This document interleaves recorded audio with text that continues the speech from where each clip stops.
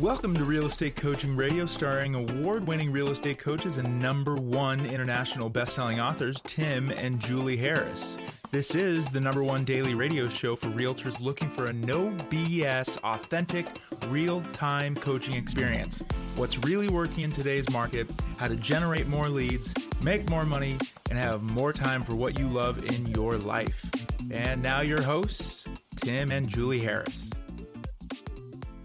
3, 2, 1, and we are back. We are answering the question that a lot of you sent me last week. And the question is, what the heck is coaching? And I think that was actually a funny question that I received dozens and dozens of times as a result of the fact that last week we talked about the fact that Julie's interested in picking up a handful of personal coaching clients, which she hasn't done in a long period of time. A lot of you are asking why. And the answer is simply because Julie and I have not seen the market change like this before. And we need more boots on the ground in different markets so that we can have a better sense of what's happening next.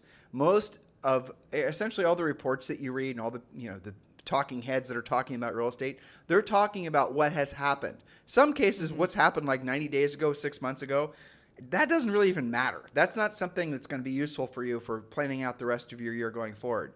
What really is useful is if you're talking directly to productive agents in different markets. What's really fascinating is knowing what's going on in their businesses, what's going on with their pendings and all the different things. That's the primary motivation between Julie wanting to essentially branch out into other markets where we don't have some top producing agents. Anyway, back to the question. So I got a lot of you asking me about, okay, I'm interested in having Julie coach me. First of all, I don't know this or the other thing, but the main thing is I don't know what coaching truly is.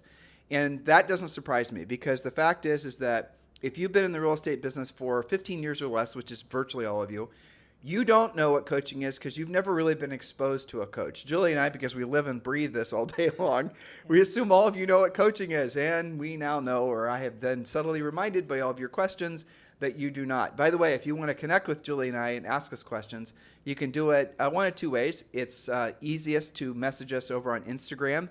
It's at timandjulieharris.com. Or you can always just text me. I'm old school. I like direct communications with people. And my cell phone number, this is really my cell phone number, and don't call because I never answer my cell phone, but I always answer a text. It's 512-758-0206. So what we're going to do today, I'm sorry, I said that too fast. So if you want to text me, it's 512-758-0206. So what we're going to be doing today is we're going to be going through, was it 8 points? Something like that, yes. Explain to you guys what coaching is.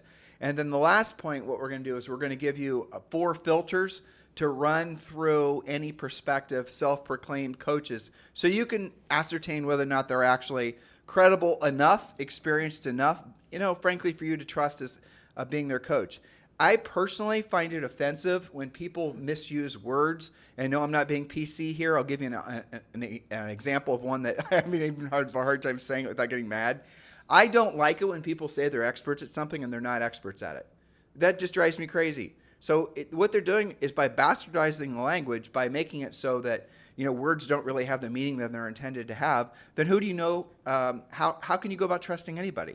And that's what's happened in a lot of cases when it comes to you deciding who you're going to hire to help you build your real estate business. So when you listen to these points today, we're going to help you actually decide, especially with the last point, who it is that you should be listening to and why. So Julie, without any further delay, point number 1. Yes, so point number 1, coaching is not the same as training. Training is when someone, such as your broker, your team leader, your office manager, maybe another agent you're friends with, training is when they tell you to do something or they tell you to try something. Maybe they suggest something to you. But then you're left alone to figure it out. There's not a lot of there. Training is, for example, what you're going to do if you watch a YouTube video. Training is what you're going to be exposed to when you go to a seminar. Training is great, and there's a lot of uses for training. But training is also essentially, it's not designed to actually have the same impact on you as coaching. Most of you, I have to say, I had never had a coach. I had tutors when I was in school in some cases. Sure. That would be about as close to having a coach as I possibly could have. Julie had some private teachers when she was a professional musician, certainly. But I personally had never had a coach. And so I didn't know the difference until Julie and I started doing it basically when we were like, 30, Right. learning how to be coaches because people started asking us, agents started asking us to coach them. We had to learn how to do it. And that's what I think a lot of you guys need to start again, you need to start being really careful who you listen to. And there's a great story. That I want Julie to share about landing a plane. You read this in a book, that if the pilot, when trying to land the plane, is just off by like a half a degree, what that actually means by... That's right. So, when you're up there flying around, the pilot is in charge looking at their instruments. They can tell, are they set for the course, or are they veering off maybe 1 degree from intended? Now, you wouldn't think that 1 degree would be that big of a deal. You're probably still going to land in the right town. But as it turns out, after it's only like 200 or 300 miles of doing this, that you end up being massively off target. Thought it was just a couple degrees, but in fact, you could be even in a different state if you're not paying attention. And life is like that. Business is like that. Certainly real estate is like that. And we see it the most in a changing market, because it's not until then that you realize, or you have a coach that realizes for you and says, have you noticed that this seems to be off by this many degrees?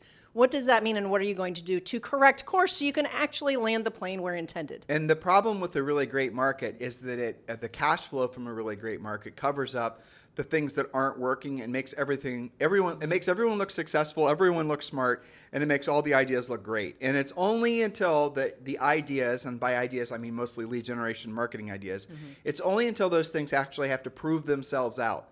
It's only until the cash isn't flowing so fast.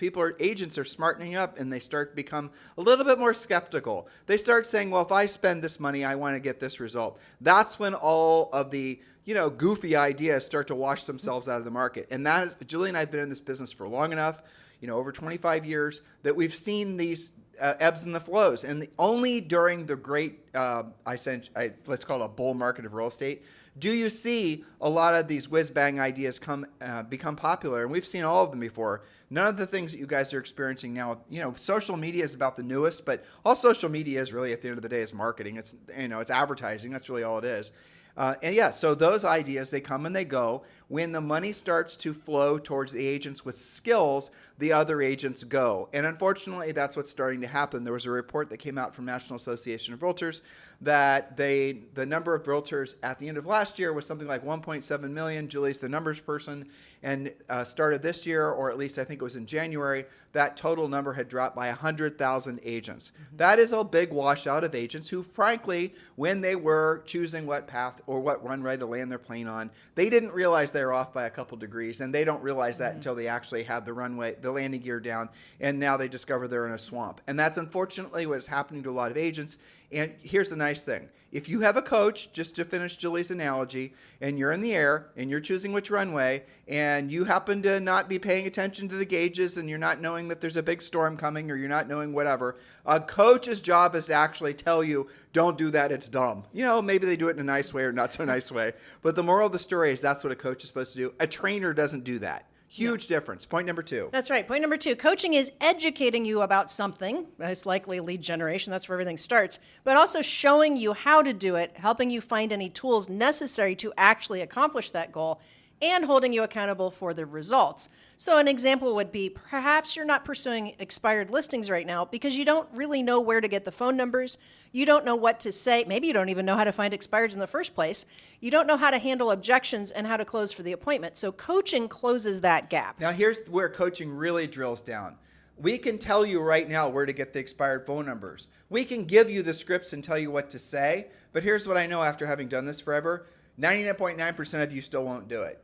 That's where coaching comes into play, helping you to self-diagnose, because a really good coach isn't going to tell you what to do. They're going to help you through a series of questions, discover for yourself, because by going through that process, again, this is coaching, it's not training. By going through that process, you change your own neuroelasticity. You've changed your own neural pathways. You're now in tune with the thought process you need to be at in order to get good in Julie's example of expired listings. So, by the way, I mentioned it's easy to get expired listings and phone numbers. The service that we use, that we are 100%, if we are to, every time someone comes into our coaching program, they say, I want to start going after expireds and for sale by owners and all these other great sources, especially now, expireds are the single best opportunity in real estate. What should I do?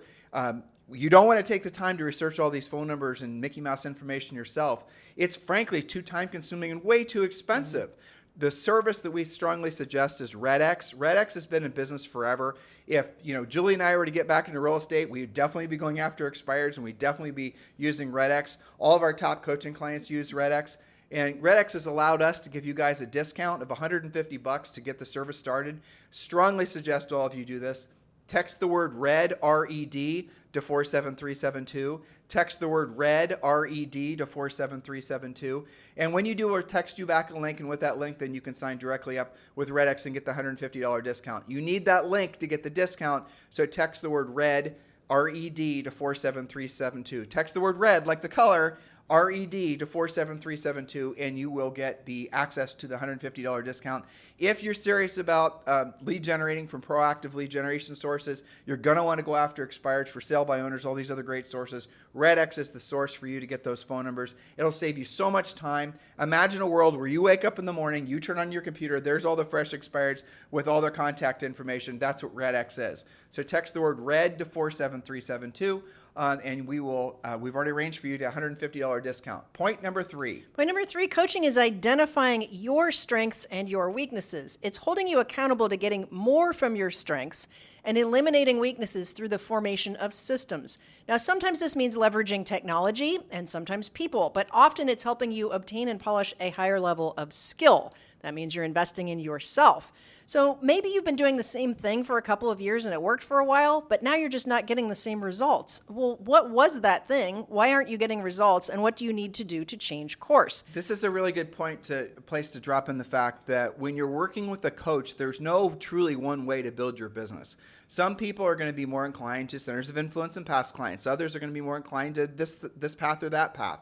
There is no one path. Though there are fundamentals that once you have those in place, you'll have a strong, sustainable business. And if you skip those, essentially those basics, you won't have a strong, sustainable business. You will always be worrying about your cash flow. You will always be suffering the indignities of a higher interest rate, lower interest rate, blah, blah, blah market. Once you have the core spokes in place, your core lead generation spokes, and frankly, your core educational skill spokes, you pretty much are going to be ready for any market that might come your way. That only comes from coaching. You can't get that from training. You can't get that from watching all the YouTube videos. A huge difference. And even at that, and I don't want to step on point number 8 here too much, but the reality of it is you have to be very careful who you hire as a coach. Guess what? There is no rule for or law or even qualification for someone to call themselves a coach. Thus the reason, like, everyone's now an expert, everyone also now seems to be a coach, despite the fact that they don't, frankly, even come close to qualifying given the criteria we're going to give you in point number 8. Julie, point number 4. Point number 4, coaching will not manufacture motivation for you. Sometimes people think that.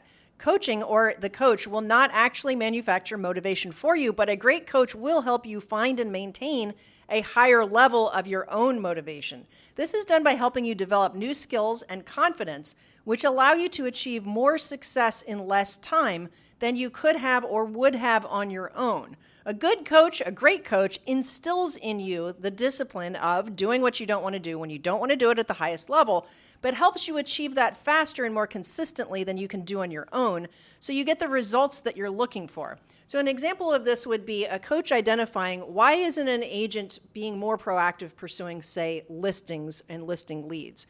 Well, a coach is going to drill down and probably discover that that agent might not be having that many real estate conversations because they lack the skills and confidence to do so, and might even be subconsciously avoiding it because they don't want to get stuck in a conversation they can't get out of. So the way you wrote this point, it's also very interesting because I know what you are thinking. Here's the thing about motivation. If you are only going to take actions when you feel a certain way, motivated, passion, whatever the word is, if you're only going to feel, you're waiting to feel that sort of magical, mystical, the spark. Exactly. And then you're going to do what you don't want to do and you don't want to do it at the highest level. Guess what? You're never going to do it. So here's the key. What you do is when you know how to do something, when you know how to have an intentional, proactive lead generation conversation, for example, with a prospective expired, for example, you are going to be always motivated because you know on the other side of that's probably going to be a check for $10, $15, $20, maybe even $100,000 because you have the skill set to take that listing. If you want to know how to have motivation,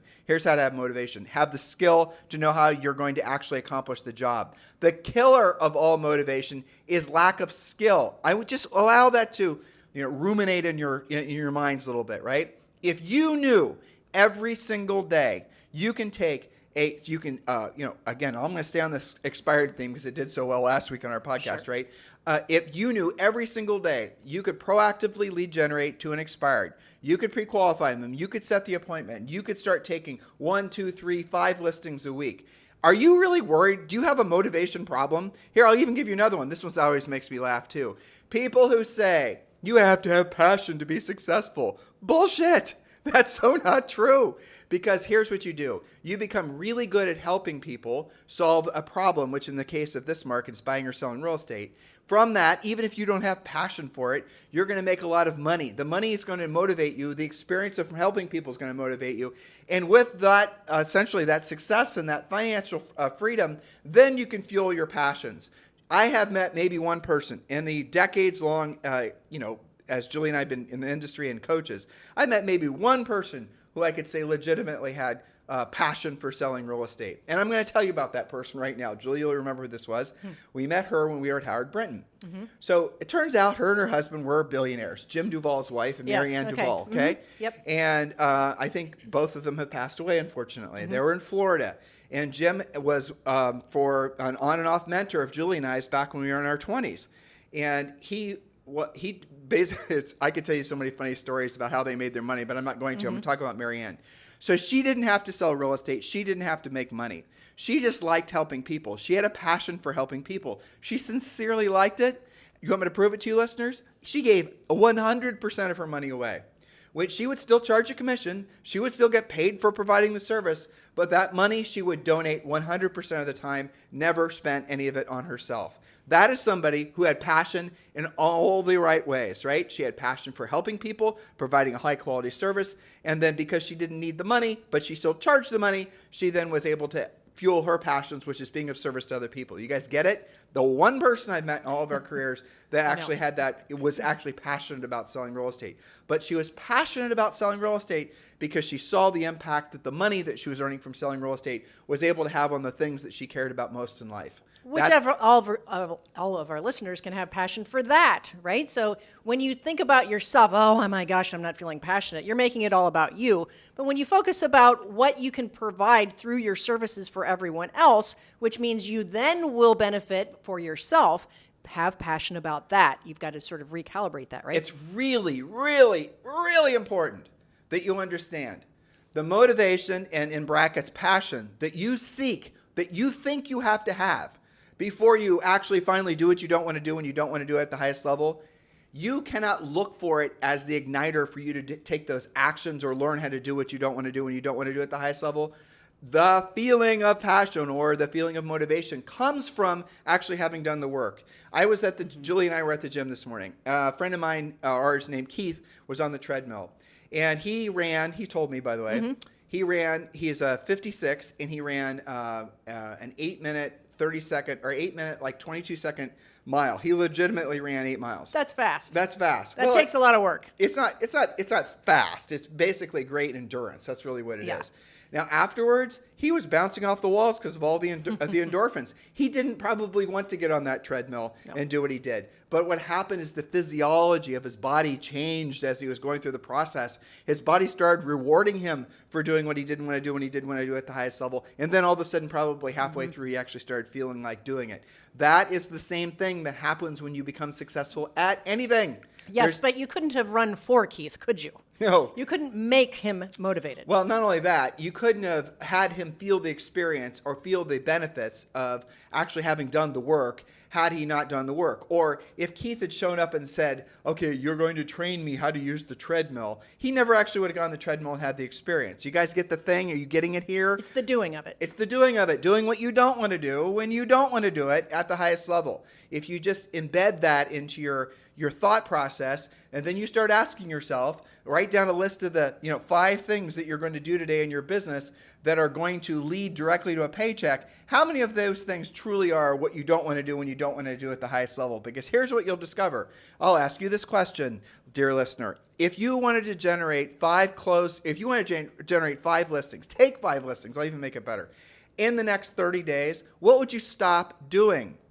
You would stop doing the things that you already know are not going to lead directly to you being in a position to help people and get a paycheck, right? So you would have to start doing what you didn't want to do when you didn't want to do it at the highest level. But here's what I actually believe.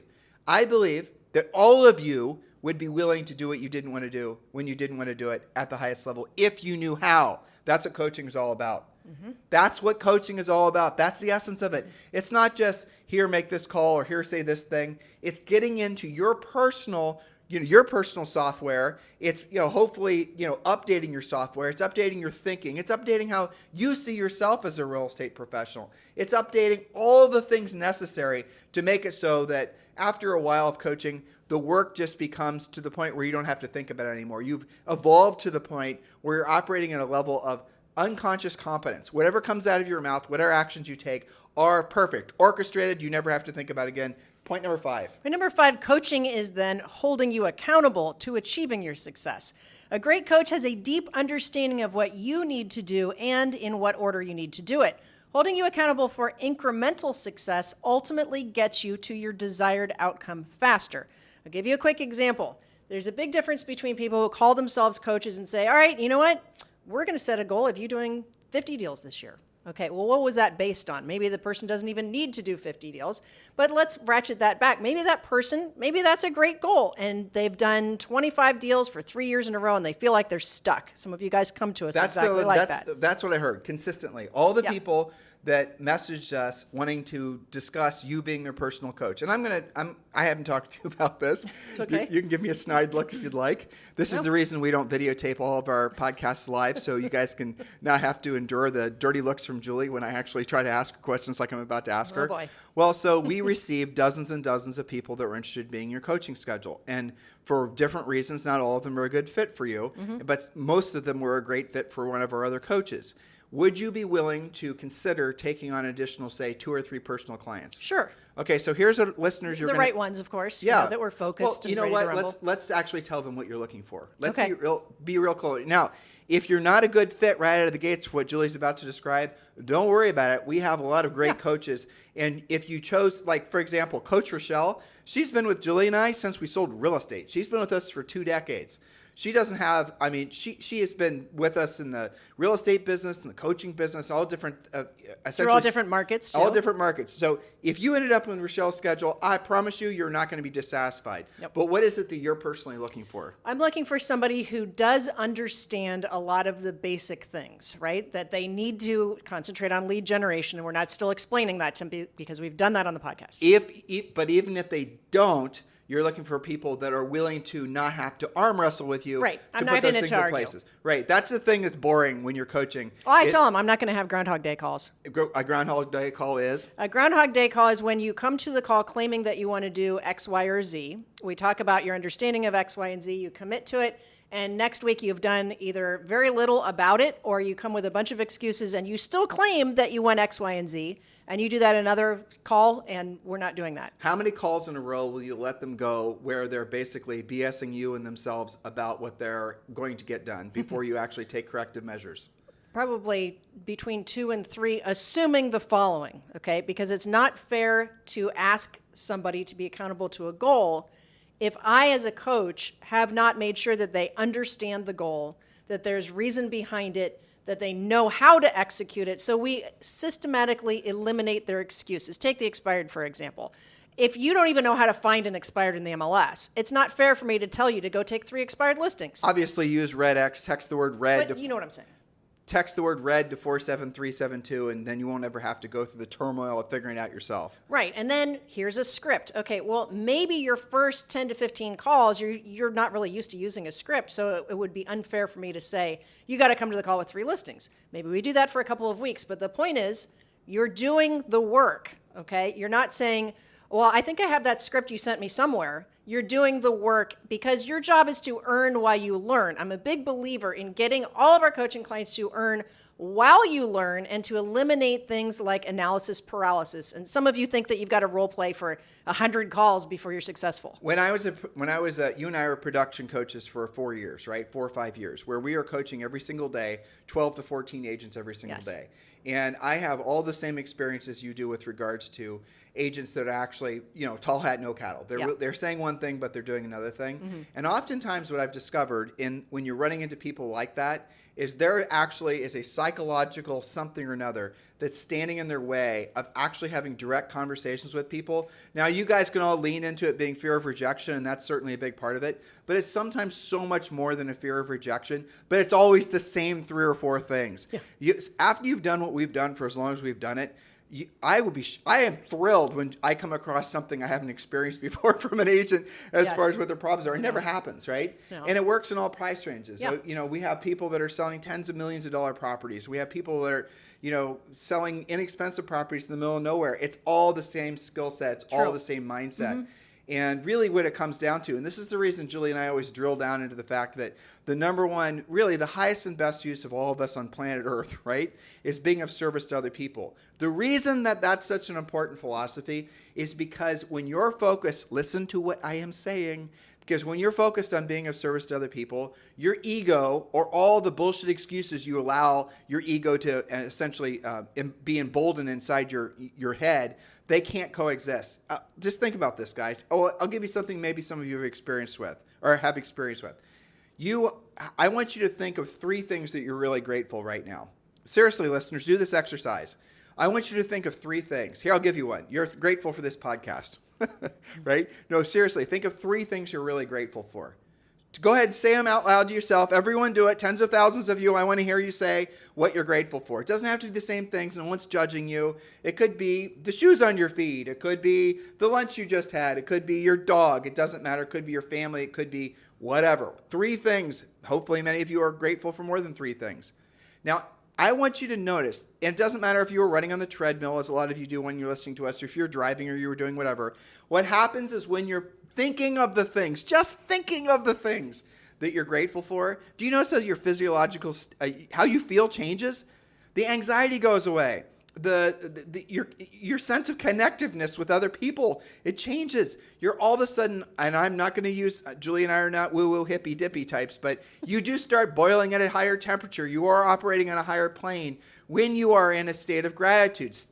Being in a state of gratitude changes your mental algorithm in essence and allows you to be in tune with what your highest and truest purpose on this planet is, which is being of service to other people. So if you can allow yourself to experience the sense of gratitude, a sense of gratitude, and think of those 3 things. Notice what doesn't exist in your head at the same time. It might be there somewhere in the shadows, but your fear-based thoughts, your scarcity-based thoughts, your fear about what if this person says this, or how do I look, or am I too fat, young, old, stupid, whatever, right? All those things can't exist when you're putting yourself in the state of gratitude. It's fascinating, isn't it? Don't know why it works, but it does. It definitely works. And there's so many, go ahead. So here's the way you can use this to your advantage. When you're trying to put yourself, if you want to tap into that same positive energy, the way you go about doing it is when you're in real estate and you are actually deciding to do the real work of real estate and you're deciding to have direct, proactive conversations with people who could hypothetically reject you. It is possible. But this sting of it does not feel the same if you're staying tuned in to that state of essentially being of service to other people. Being of service to other people and that state of gratitude kind of are the same vibe. Again, I don't know why it works this way. I don't need to know why it works this way, nor do you. Don't analyze it. Don't be analytical about it. Don't read a bunch of books about it. Don't waste your time thinking about it. Don't pray on it, meditate on it, or burn a bunch of candles about it. Just accept it. Just accept it. So if you want to know ultimately why it is that you're struggling in life in general, it's because you're thinking too much about yourself.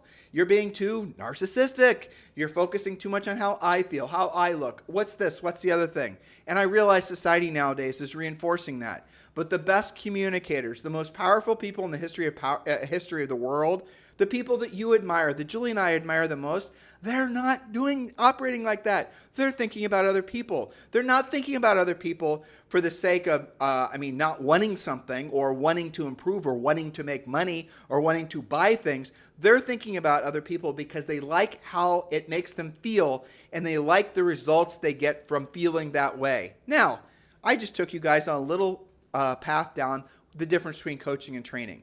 If you had been having that direct conversation with Julie and I on a private individual coaching call, it wouldn't have just been all those words. It would have been through a series of questions where we would have helped you to self-discover that indeed you are in the very moment. Here would have been a typical coaching call. Can you be my client? Sure. All right. So, Julie. Yes.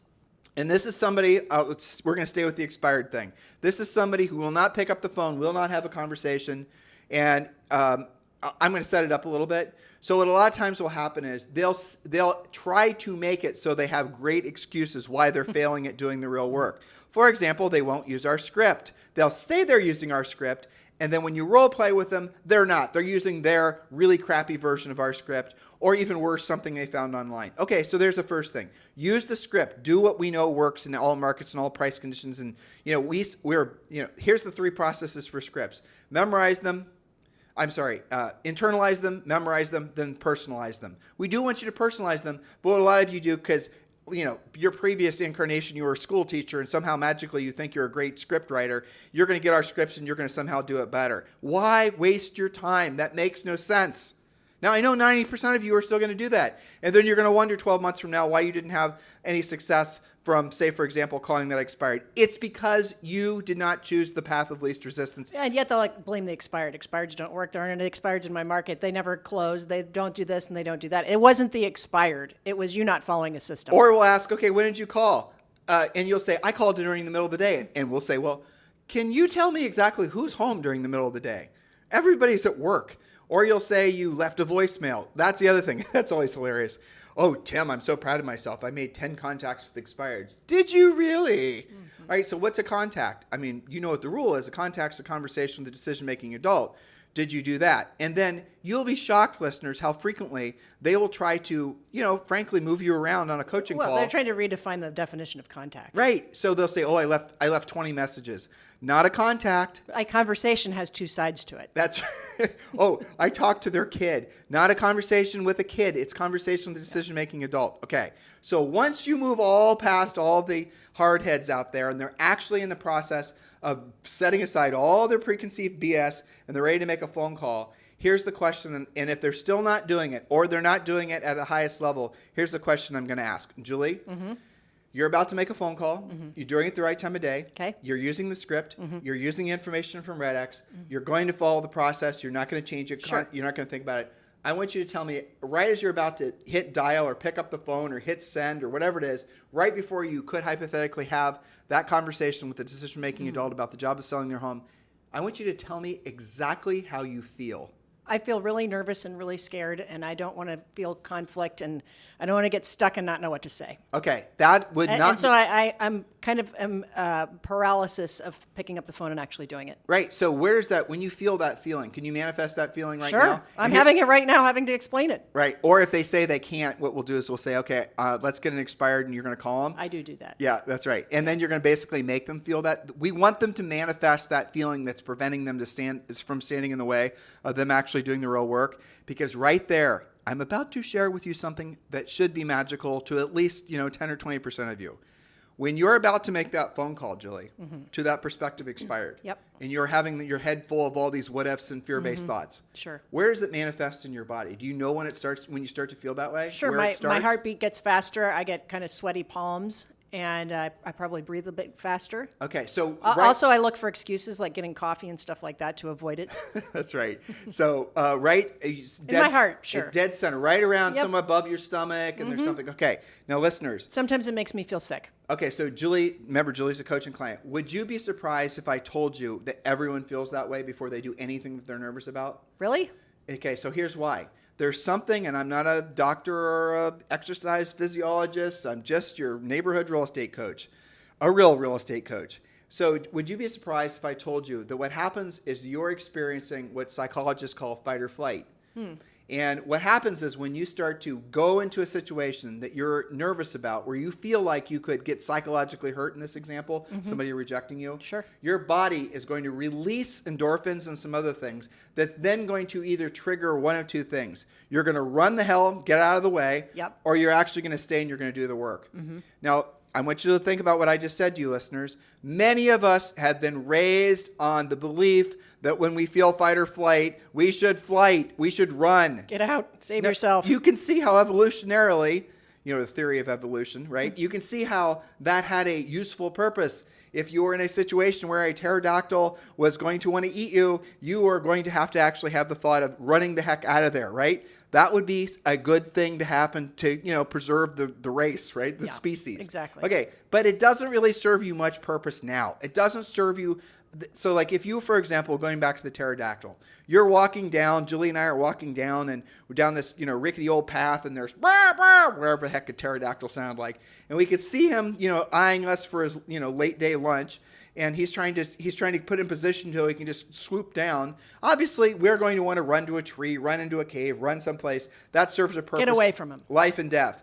But the same exact mechanism that causes us to want to run from the pterodactyl is this in that physiological reaction where you have this big surge of energy to prevent you from frankly dying. That is going to be the same exact physiological reaction that you're going to have when you're in a situation where you're thinking about doing something that could result in psychological stress. So I just gave you an example where the pterodactyl, I'll make it more practical. We're going to bring it up to the modern times. Okay. Julie and I were in Manhattan recently, walking on the street. You see a cab or a Uber jump the curb. And your fight or flight mechanism is going to cause you to jump out of the way. And you're going to feel the endorphins from that the rest of the day. You guys get it? You're all knowing what I'm saying. You've experienced these things before. But that same exact mechanism serves you no purpose when it comes to actually making phone calls, for example, or doing what you don't want to do when you don't want to do it in real estate or anything else in life. You still feel that same release. The fight or flight kicks in.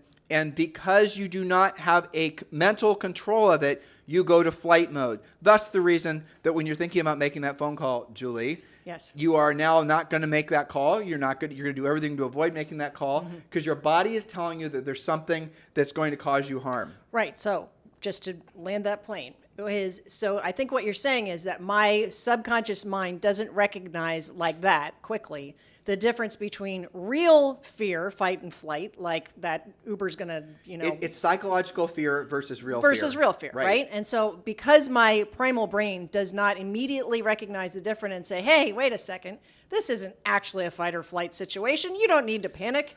That I feel it and then I react to it versus saying, hey, wait a second, this is not, I'm in no real danger here. I'm just manufacturing that. That was the reason I was asking her where it manifests.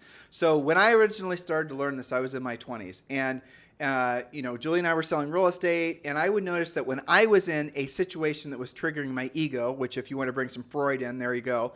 And I was starting to go into fight or flight myself. Now, my natural inclination was never flight. It was always fight. But that didn't always work out to my benefit. Right. Okay, so what happened is I would feel that feeling manifesting dead center, just like it does for everyone. Now, I researched this ages ago when Julie and I were writing one of our books, and I believe that the brain releases triggers something that is actually located dead center that then essentially causes, as Julie said, your heart to increase. There's a chain reaction of things that happens. It is chemical, and you can't really do anything about it. No. You can do one thing about it when you feel that feeling. And you catch it once. All right, so Julie, here's what I want you to try. The next time you're in that situation, which is going to happen a lot, provided you actually do what you don't want to do when you don't want to do it. Since I hired you as my coach, I kind of feel that coming. Yeah. Exactly, right? So when you feel that feeling, I want you to acknowledge it. I don't want you to think about it or think what comes from it or where it came from or nothing. Don't give any energy. Okay. But I want you to feel it, and then I want you to observe it. Okay, so that's the process, and it'll be the first time you catch that emotion, and the first time you observe it. Then what happens is instantaneously it has no power of you. I want you to think about that. So when you're being triggered, to use modern words, and you're feeling this way or that way, that is you being somebody else's sucker. Basically, you're being manipulated. If you can monitor for that feeling that you have of fight or flight, if you can monitor that sort of lizard brain reaction you have, then you can stop it. And the only way you can really stop it is by acknowledging it in the sense that you're observing it. And by the observing it, it stops to have power over you. The only way it has power over you is if you don't observe it. And that is something that if you are willing to actually experiment with that, it'll change every aspect of your life. Yes. And it's funny. You're giving me these flashbacks to when I was dealing with it as well, because, you mentioned music for me, and I would get that fight or flight almost like a panic attack before a solo or some big performance. You were a nightmare.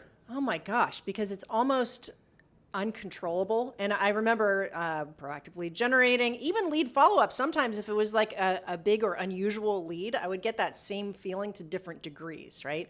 And I think we all get that when we're dealing with, some of this is dealing with the unknown. Sometimes it's because, in music, I would get it a lot worse if I wasn't prepared. And I had a music teacher tell me a long time ago, when you feel that, assuming that you have actually practiced what you're doing and you've actually done the work, That's the important part. You catch yourself and you say, am I actually prepared, or should I be feeling panic? And assuming that you've done the work, in this case, you have the scripts, you have a coach that's helping you, you have the direction of the call in your mind.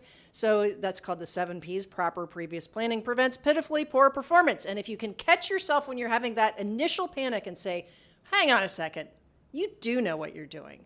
You got this. You've got the confidence. You did the work. It's in your head. There is nobody who has a better job at this than you. In the Harris Rules book, we have the pre-listing prayer that helps with this a lot. But all of these things combine to give you more confidence. And when you have more confidence, then you say, you know what, Tim? Because we did all that work on objection handling, I can't wait to go to that next listing presentation. I can't wait to hear an objection because I know what to say. Now, I'm going to tell you guys a little secret. I hope you heard everything Julie just said. You can have all the best training and the coaching in the world, but nothing is going to be like learning on the job. True. For sure.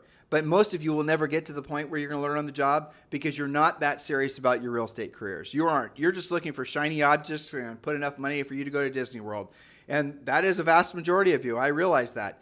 Those are not personal coaching clients for Julie Harris. Don't call, don't text. Exactly. Just go to Disney. It's okay. You just go to Disney. But, guys, all of you have the capacity. All of you really are designed to be of service to other people. There's something inside of you. You say, I want to be successful. I want to do this. I want to do the other things. I want the world to see me a certain way. The way you get that ultimate feeling of satisfaction, the way you get that ultimate, again, I'm trying to use these newer words so the younger folks listening can understand. The way you get that sense of fame and influence is from the people you helped. You cannot skip the process.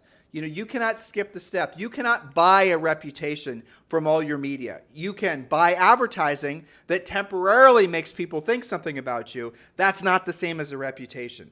If you want to have ever increasing levels of success in your business and personal life, you guys know the rest at this point, right? Now, I promised you 4 filters, and here are the 4 filters. When you are choosing a coach, when you're choosing a vet, when you're choosing a bricklayer, a mason, it does not matter who it is. When you're choosing a professional, someone who claims to be a professional that you're about to entrust with, your future in the case of real estate coaching, there are 4 questions that 4 filters you absolutely need to run everyone through. And I'm going to give these to you relatively quick, but frankly, they should be self-evident to all of you. Number 1, when thinking about hiring a real estate coach, do not believe the fairy tales. If the person has not sold real estate before, they do not qualify. Rule number 1, have you sold, Mr. Supposed Expert Real Estate Coach? Have you actually sold real estate before? If the answer is no, listeners, you can do better. If they've never sold real estate before, how the heck is that person going to teach you how to sell real estate? How? Doesn't matter. Now, can they train you on how to set up an Instagram channel or whatever? Yes, not the same. Be careful what you ask for. Rule number 2, let's say you find somebody who is a real estate coach, claims to be a real estate coach. The next question you're going to ask them, next filter, question filter 2, is have you sold at least 100 homes per year? Have you, Mr. Perspective, I'm thinking about hiring you a real estate coach, sold at least 100 homes per year? I think that's a great second filter because guess what? There are, frankly, a lot of reasons to understand that if you sold 100 homes in a year, you've got it going on. You've done more right than wrong. That takes a lot of work. Here's the problem. If you only did it 1 year, and I'm going to get to filter number 3, someone could have listed a subdivision. Someone could have listed a building. Someone could have listed a farm field. The farm field became 8,000 lots, and the next thing you know, they sold 8,000 homes or 8,000 lots. Those are 8,000 sales, but they only did it for 2 years in a row or 1 year in a row. That's not the same. You want somebody who sold real estate, who has sold a lot of real estate to mostly individual owners and ideally all kinds of different market situations. 99.9% of all the coaches out there who have sold real estate and sold at least 100 homes per year have not done it in different markets. They've only done it in the past 15 years in this really great boom market. The skill set necessary in this new market is frankly like nothing we've ever experienced ever. All the markets are so incredibly different. There is no, Julie and I are looking for familiar, I actually heard Gary Keller say this. Mm-hmm. He too is looking for familiar patterns. Yes. He's been in real estate since 79. Julie and I have been in real estate since the early 90s. And things follow a particular pattern. You can kind of predict what's going to happen next based on what happened before. Not now. No, and anybody who tells you that they know or that they are sure that this is what's going on, you shouldn't listen to them because this is unprecedented. Right, but if you don't have, most people don't think beyond their own personal life experience. And so if if you've only sold real estate in the last 15 years, you've never sold real estate during a down market, you don't know what the heck that even means to deal with the psychology, your own psychology, let alone the psychology of your buyers and sellers. You just be careful who you listen to. Filter number 3, question number 3. Okay, you had someone that has a real estate license or had one, sold 100 homes per year. Filter number 3, did you, Mr. Prospective Coach, sell at least 100 homes per year for at least 5 years in a row? Whoa, what? Yep, that's right. Because like I said, they may have just listed a farm field, sold a bunch of lots. You want somebody who's been successful selling real estate at a high volume for at least 5 years in a row. That is somebody worth listening to. By accident, that person is going to leak valuable information. Yes, they're going to drip it. They're you going want to a drip drip it. campaign? There you go. They are. But why? Because to do that for 5 years in a row, nobody does that without having depth and breadth of their knowledge and their skill base, because you're probably not going to keep doing that in the same exact type of real estate or type of environment. You probably have gone through some market fluctuations Absolutely. if you've done it at a high level for 5 years. That's right. And so different types of residential, luxury, first-time buyer, different types of mortgage loans, different things that they have to know about to do things at such a high level. Now, why do you care about that as a coaching client? Is because you want to have absolute surety and confidence that your coach will have the ability to get you through virtually anything you're dealing with, instead of saying, well, I don't know, go out and try it, see how it goes. Now, some of you, and I can feel it, are thinking, well, I don't need somebody that's that, credentialized. I don't need someone that's that experienced. I'm just going to watch a YouTube video and I'm going to learn how to make a TikTok video. Ugh. God bless you. Yeah. I mean, honestly, that you're not ready for coaching. That's just a straight up fact. Don't waste your money. Don't waste your money if you're not mentally ready to think like this, because it will be something that you will regret doing because, frankly, you'll be licking your financial wounds of, I guess, maybe ill investing your money. Assuming that you survive real estate. Exactly. Okay, filter number 4. And this is where the rubber meets the road. So you found someone who's had a real estate license. You found someone who sold at least 100 homes per year. You found someone who sold, same person who sold at over 100 homes a year for at least 5 years in a row. The last question is the most important question, because listen, listeners, just because you're good at selling real estate does not mean you know crap about helping other people to do it. They're completely different skill sets. Julie and I sold over 100 homes per year for 10 years in a row. We sold over 100 homes our first year in the business. That is a record that we understand we set it and it's never been broken, right? So I want you to think about that. Now, selling real estate is easy compared to learning how to be a great coach. There's no comparison. Selling real estate is very systematic. It's very, follow this, follow this, follow this, follow this. It's very simple. Buyers and sellers always say the same damn thing. You're not going to run into a lot of experiences after a while that you're not going to, have not experienced 100 times before. Selling real estate, if anything, when you're operating at a high level, is boring, should be boring, and boring real estate businesses are also the most profitable real estate businesses. Learning how to be a great real estate coach means that Julie and I had to move past our own malarkey, and we also then had to learn how to teach others to do the same. Extraordinarily difficult. Julie and I have personally each had well over 100,000 paid coaching calls. Now, why does that matter? Because what's going to happen, and I hear people trying to lie to you guys about this when they're faced with our 4 filters, because some of you guys have run with this, is they'll say, well, I've done a whole bunch of seminars or webinars, or I've spoken in front of a bunch of people, or my YouTube videos have, 16 trillion views, and that's the same as having 100,000 one-on-one paid coaching calls. No, it's not. Well, I've done a whole bunch of public speaking and a whole bunch of different agents, and that's the equivalent. No, you might be a very good trainer, and hopefully you are, but you're not a real estate coach that's essentially qualified like our listeners should be expecting from anybody that considers a real estate coach. $100,000 at least paid. Why does the paid matter, Julie? It matters because if you're paying for something and it stinks, you will cancel it. You've been market tested, right? So you can't do, let's be honest, you can do 100 paid coaching calls and, Maybe. and you lose all your clients because it turns out you're terrible at it. If you don't get results, you're not going to survive. Exactly. Bottom line. Right. So you've been market tested at this point. In the industry, listeners, and I think you probably have already figured this out, I don't know anyone else at this point who checks all those boxes but Julie and I. I really don't. I don't. Now, some of you aren't going to be able to afford Julie as your private coach, which is the other thing that's going to be important. And that's great. You can work with our other coaches, and then you can work up to having Julie as your coach. But the truth is most of the great coaches, there were some when, maybe 10, 15 years ago, they've retired. They're no longer doing it. I mean, Julie and I are insane. We still do this. Well, we're young enough, frankly, and we enjoy it still. Yes. I say that's still. Right. Well, and we do have other programs. So, that's why talking to us matters. We're going to get into your head, sort some things out, and make some good decisions and help you have confidence moving forward. We're moving the furniture around in the attic, Yeah. The place where you never go, right? We're clearing out the cobwebs and dusting, right. and we're finding the box of pictures that you put up there a million years ago, right? We are going to help you get your head screwed on straight so you can thrive in this market. That is what high caliber, high power, frankly, effective coaching is all about. It's not training. Hopefully we've made that very clear to you guys. So it does not matter who you're thinking about hiring to provide whatever service. Make sure you run through those same filters. And when someone tells you something, don't just believe it. Make them validate it. That's the other thing I see all the time. There's testimonials that are fake. A lot of people have fake testimonials. A lot of people are claiming success for somebody who doesn't even exist. It's all contrived.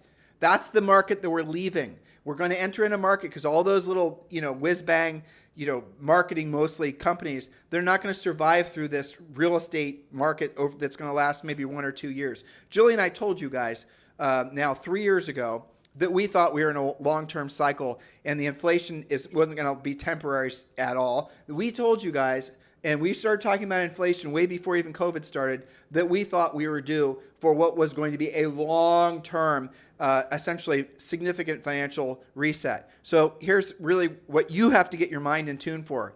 If you think that things are going to go back to the way they were and you're waiting, hoping, and praying that you're not going to have to change anything because interest rates are going to be 3% again, you are wrong. Maybe not even in your lifetime will they be 3%. Maybe not even 4%.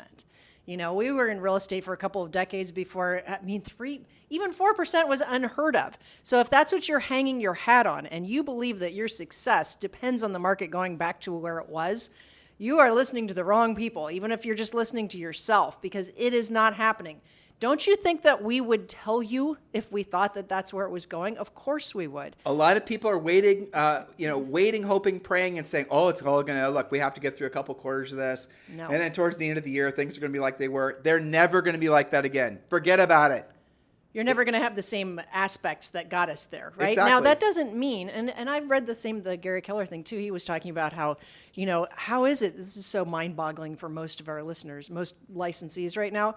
How is it that there was a time when interest rates were 18% and people still bought and sold houses? That's crazy. So you got to stop hanging your hat on that being the only factor. Did you know that this year is going to be the third best year ever historically? Okay, well, let's hit them with 2 truth bombs, okay? Yes. So truth bomb number 1, the last time inflation was like this, it lasted 10 years. Mm-hmm. The inflation is going to ebb and it's going to flow, but it's not going to leave. That means interest rates are going to stay high. There's an excellent reason to believe that interest rates towards the end of the year will actually increase as inflation starts to enter back in. Are you guys seeing any places, any things in your life that are cheaper than they were a year ago? I'm not.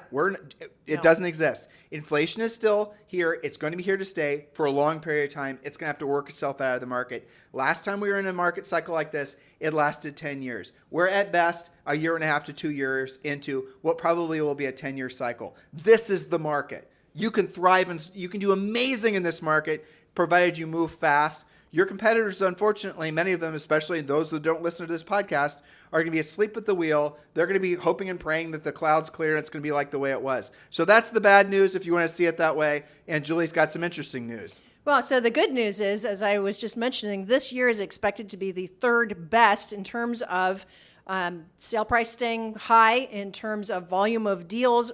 In general, everything that we track, and there's so many different factors, I won't do it on this podcast, but it is number 3 only to the last year and the year before. We're just adjusting. The world is not coming to an end. You will do transactions. However, the strong will survive, certainly, and you must get your skill set on. Waiting for interest rates to come down, waiting for the market to change, waiting for more inventory. Waiting is not a strategy. This is why we have a podcast series called How to Recession-Proof Your Business, which we've already done. This is why our next podcast series is about how to find inventory other than your MLS. So those of you who are seriously serious, like level 12 serious about your real estate businesses, and this podcast resonated with you, if you're still listening basically after 54 minutes, you will probably want to have a conversation with Julie about being one of her private clients. It is okay, and maybe a better move for you to start with one of our lower tier coaching programs, and that's great too. If you want to just get started with us, but it's training, it's not coaching, do not be confused. If you want to get started with us in the Premier program, just text the word Premier to 47372, text the word Premier to 47372, or just go to premiercoaching.com. For the handful of you that are truly ready to go to the next level, and you're going to do whatever it takes because you know now is your time, yes, you can text me directly at 512-758-0206. I am considering, frankly, for the same reasons, thinking about taking up some clients as well. I kind of miss having private coaching clients. But what I'm really, really wanting to understand more is the market and the market conditions. Julie and I, in order for us to stay on top of our game for your benefits, we have to know what's going on in the marketplaces. And nothing is better than direct, personal, one-on-one coaching clients with agents who are actually in the market doing it because of the market. So if you want to talk to Julie about being a client, you can text me directly at 512-758-0206. I'm hoping that this podcast helped all of you to understand, frankly, how to decide who it is that you're going to listen to and why you're going to listen to them. I'm hoping that you're going to walk away from this show knowing that you can actually make better decisions, and the decisions that you really should start with is how you can be of service to other people. Go through the little mental, roller coaster we took you down, gratitude, being of service to other people. You probably were allowing yourself to experience have an emotional response that made you feel strong. It made you feel powerful. You can be in that state 99% of your life. That's not just some little, essentially magic trick that Julie and I just did.